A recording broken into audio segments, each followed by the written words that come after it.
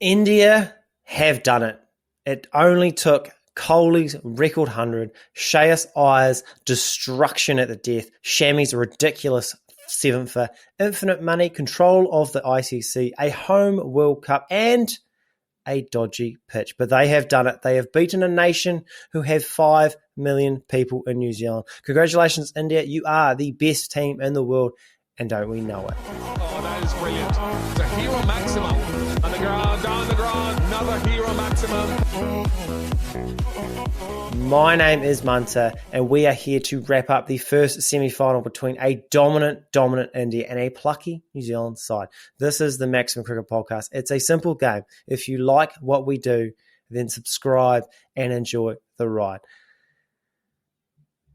I think for me, I want to start with the Caps. My feelings at the end of that game was an overwhelming sense of pride and gratefulness in being able to watch this Black Caps run. Obviously, the biggest story is Kohli. Obviously, the biggest story is Shami. Obviously, the biggest story is this generational Indian side, and we have plenty on them, don't you worry. But as a Caps fan, you got to give me this. We conceded 400, and then to turn this game into probably the closest game India has after and then being 30 for 2, 90% of teams crumble after that. Look at South Africa, the second best team in this World Cup.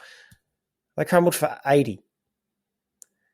Okay, I just love how this Caps team, they don't get overawed by the pressure, by the occasion, by the opposition. Everything is cerebral and calculated, and they do not dwell on bad performances or what the other team is doing. They're in their bubble, and they just worry about what they need to do to win from now on.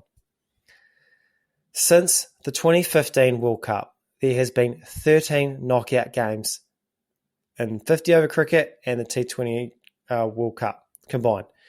The Black Caps have played in 10 of those games, the most of any nation. India is the second best. They are about to play the 8th knockout game in that span. Australia, their 7th and possibly 8th. And England, the supposed white ball gods of cricket, have only played in 6. This is a consistent side. Okay, this is not just a wee run. This is a 10-year run, essentially. And also in that time, New Zealand won the first ever World Test Championship final against India. It's perhaps the last genuine run we're going to see from Williamson, Bolt, and probably Southey and the likes. And honestly, what a run. I'm genuinely a bit sad that it's getting to the close of an end, because as a nation with our little resources, as a nation, as a fan, I have seen this side go through absolute turmoil through my younger years, and there's no guarantee that we are going to produce this amount of talent again and be amongst the top tiers of international cricket. We don't even know if that's going to exist in 5 years. So there's a part of me that's sad that we just weren't able to get that World Cup, but there's a part of me that's very, very grateful to have witnessed this whole run.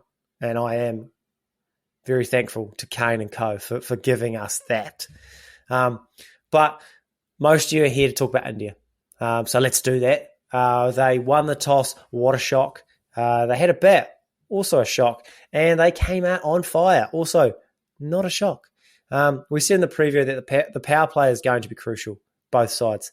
And this was no different. Sharma, he gave India the initiative. Bolt has had his number for the last wee while. The ball swinging in. Obviously, it's not swinging a lot. Shock. He's had his number for a wee while, but he took Bolt down. He took Southey down. He got 40 off just fuckle, which doesn't seem like a lot, but it actually sets the tone. And that's what Rohit has done this whole tournament. He's averaging 50 with the bat, which is pretty standard, 55 even. That's pretty stock standard for your Rohit.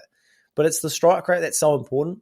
He's doing it at 122. It's in the top 40 runs getters in this World Cup. Only Glenn Maxwell has a higher strike rate. It's very Brendan McCullum in 2015 like. Obviously not as ridiculous. We're talking like 180 strike rate, but we're sitting at 122. But it just feels like he is helping India break free from the expectations, and being captain sort of allows that. Like, this is what, under pressure, if this is what the captain's going to do, that's what allows the younger players to play as freely. Obviously, they are so dominant they haven't been tested. They haven't really, as close as this game was, there wasn't really squeaky bum time to really see if they can still do it. But when you're that good, it just sort of breaks free of that pressure a bit. But as we all know, the real star was King Kohli. That just allowed Kohli to just ease into his work. No scoreboard pressure. Obviously, he can go a bit quicker, but he's going at that run of ball, 117 off just 113. Now, here come those stats. That is the 50th one-day 100, passing the great Sachin Tendulkar at Mumbai, no less, in front of David Beckham, in front of the statue.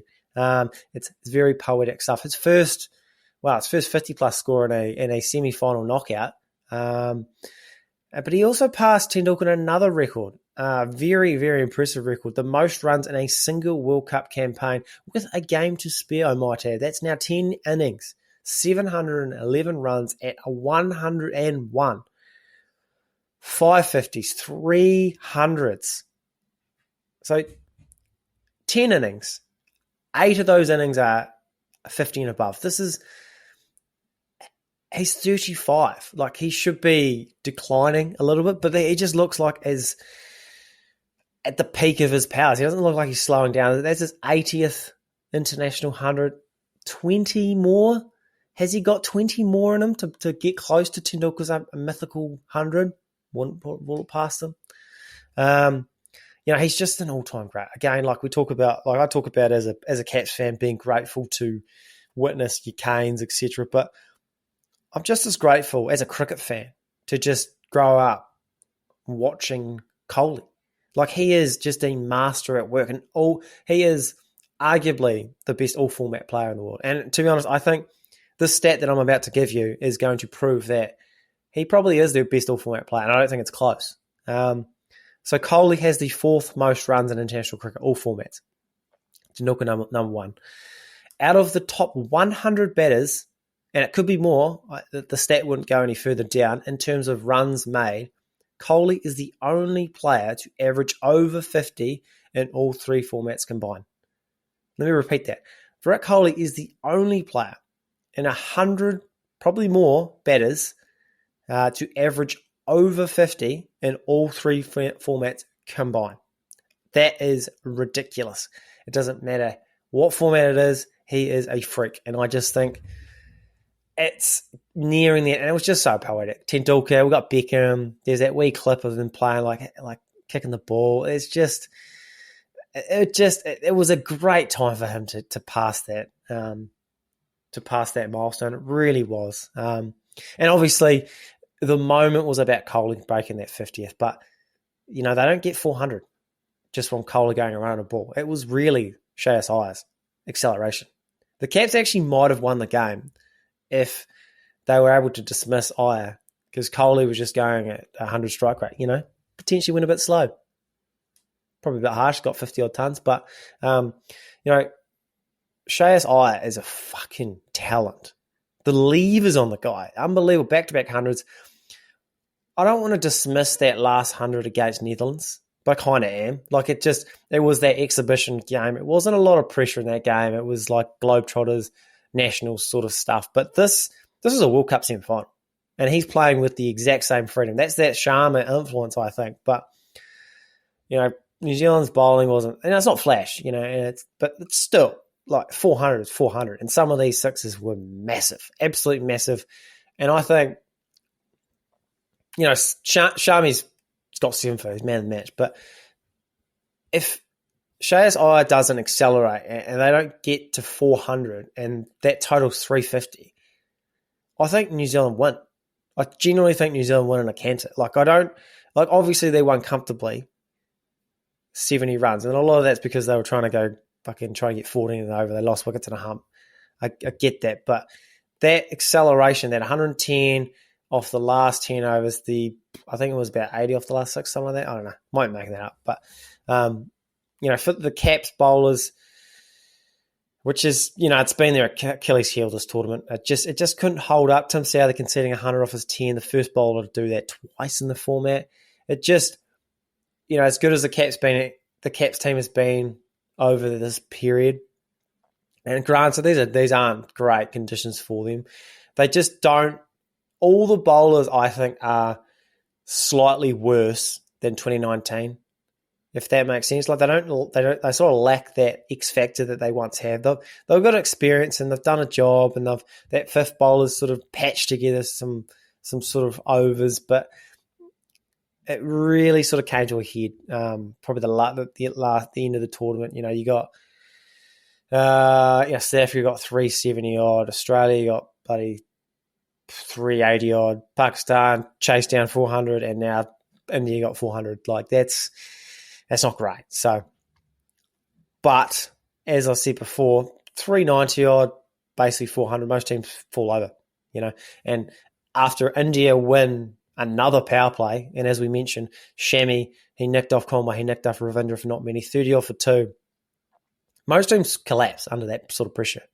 They sort of panic, the heads go up, and they just start to just lose wickets in a heart. South Africa, Sri Lanka, etc., etc. But not Williamson, not Mitchell. They put on 200 to give the Caps a sniff for something special.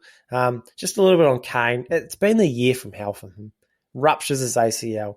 He gets back for that third game after a grueling recovery. Breaks his finger in that game with a rogue throw. Unbelievable stuff. First game back, I think 5 games later, 95 off fuck all. And then in this game, 2 games later, makes a breezy 69. England talk about how poor their preparation is, but no one's had a worse preparation than Kane Williamson. Like, he's got so many excuses to not perform, and he just doesn't. He just does it.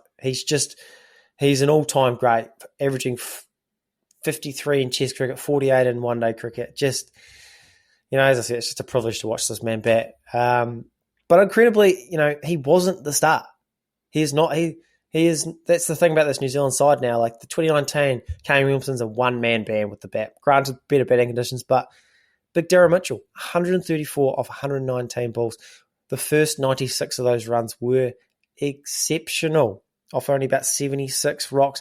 Unfortunately, the body started to shut down, wickets started falling, etc., etc. India bowled well to their credit, only making 38 off his last 43 balls, unfortunately, which Dooley was probably getting a bit itchy, I think. But that takes nothing away with what an incredible player Darren Mitchell has. There's only been 200s against India in this World Cup. Both of them, Darren Mitchell, both of them 130 odd. Imagine averaging 130 odd against maybe the best side of all time. He just somehow keeps getting better. He averages over 50 in one-day cricket, over 50 in Test cricket. As far as I'm aware, the only 2 people to do that in the history of world cricket, not currently, the history, King Kohli, A.B. de Villiers, Daryl Mitchell. That's an elite class. Unanswerable question for my Caps fans, but Ross Taylor's probably our greatest one-day batter. If prime Ross Taylor comes out, just pops out of nowhere, and he's like, I'm back, baby. Get me in this side. Who bats for? Ross Taylor or Darren Mitchell now? I don't have the answer. You tell me in the comments. I've just never seen power down the ground. It's unbelievable. Like, you cannot pitch the ball up to this man. Just the sheer disdain to just absolutely whack like that. Some of those sixes to Jadeja, there's that 107-meter six that just it's unbelievable. It's unbelievable stuff. It really was. And there was a point at 220 for 2 where it felt, maybe I'm being just biased, but it felt like New Zealand had a chance. India was starting to get a little bit shoddy. A couple of drop catches, a couple of misfields, Jadeja throwing the ball wildly. You just felt like you just never know. They take it deep enough. Mitchell just passed 100. You felt like Williamson was getting 102, and then, it's all on 120 odd in the last 10 overs maybe. Wickets in the shed. It was ripped away by one man. And that man is none other than TMC's favourite son, Mohammad Shami. He gets Williamson for 69. Then he traps Latham for a duck. Horrible World Cup. And from there, the game was good as done. He continues to take poles. 7 for 57. Goodness me. The first 7-fer by an Indian. The first 7-fer in a knockout game by anyone. He is now the leading wicket taker of this World Cup with 23 wickets at an average of 9, no less. He takes a pole every 10 balls. Think about that. 10 balls. He's averaging a fifer. He's averaging a fifer. Are you kidding? He's played in 6 games. Zampa's played in 9. He is the fastest man to 50 World Cup wickets. He beat Stark. It's taken him 17 games to take 54 wickets at 12. To put that in perspective, Trent Boult, one of the all-time greats, has taken 53 in 29 games. He is quite simply an all-time great, who is quite rightly starting to get his praise. Where he ranks in the great all-format bowlers, I don't know. Like, obviously, it's always Bumrah, but Shami's making a case now. So, should we talk about the pitch? Look, obviously, the talks are that they changed the pitch. It was going to be a fresh pitch. Someone decided that it needed to be a used pitch. Already been played on twice. Basically, it was decided by the home board, i.e. the BCCI. They wanted a used pitch. Did it change the game? No. I think India win on fucking concrete. I think Indian win on artificial. I don't think it matters. I think they are just simply the best side in the world, and it's not close.